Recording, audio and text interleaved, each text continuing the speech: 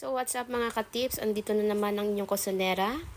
Ako ay mag-share na naman ng aking luto ngayong araw.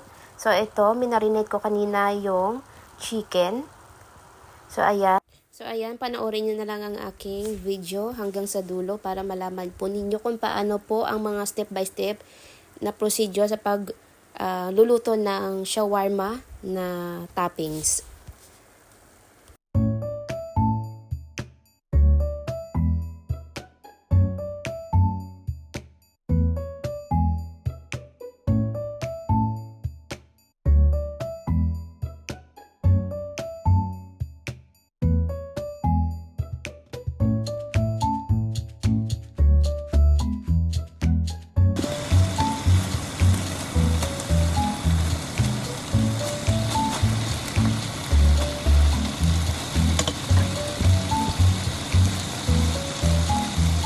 Wala na shawarma wrap. Shawarma chicken.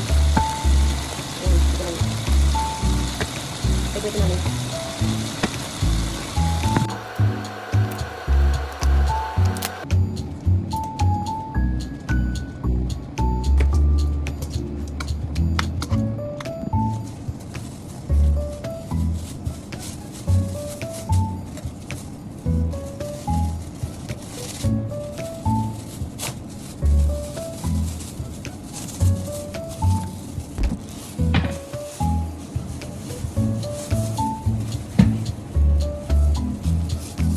Ito lang yung pag gumawa ng shawarma. Simple lang. Kung ano lang meron kayo dyan sa bahay niyo. Pwede lettuce. Kung meron kayong lettuce. Pwede naman wala.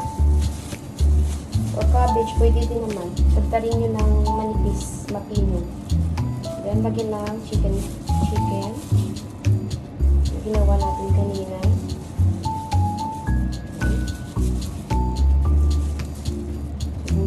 Puti. Tapos, cucumber na ganito ka nipis lang para madali siyang ito.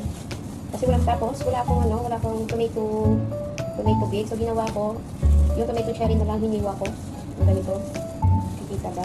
Ganito, ihalo nyo lang dyan. Ganyan. So, ganito siya. Pakita ko sa inyo, paano, ganyan.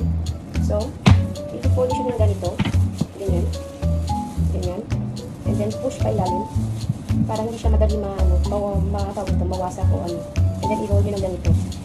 Lumigpit. So, ito lang siya kasimple. Ayan. Shawarma.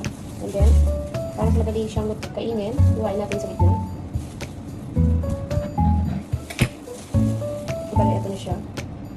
Ayan. Nakatawa na tayo kanina dito ng shawarma. So, ayun na. Bye-bye!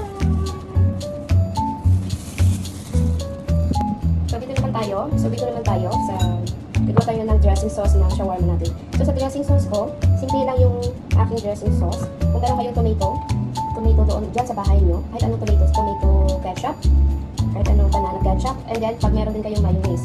So, ito, dalawa na ito, i-combine nyo lang together. Ngayon natin yung mayonnaise. Second is yung ketchup natin, tomato ketchup. Then next, maglagay tayo ng basil leaves na dry. Ihalo lang natin dito. Ayan. So, ito yung itsura niya. And then, ihaluin lang natin. Combine together.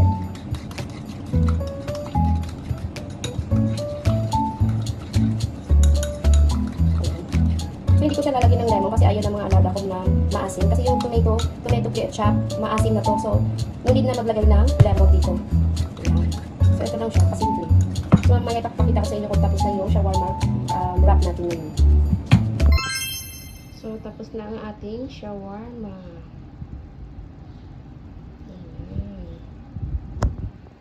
Lagyan na siya kadali, guys. Pwede na ito pang lunch. Kung wala kayong maisip na pang lunch, ito lang pinakasimpleng gawin. So, I hope you enjoy watching. Bye-bye!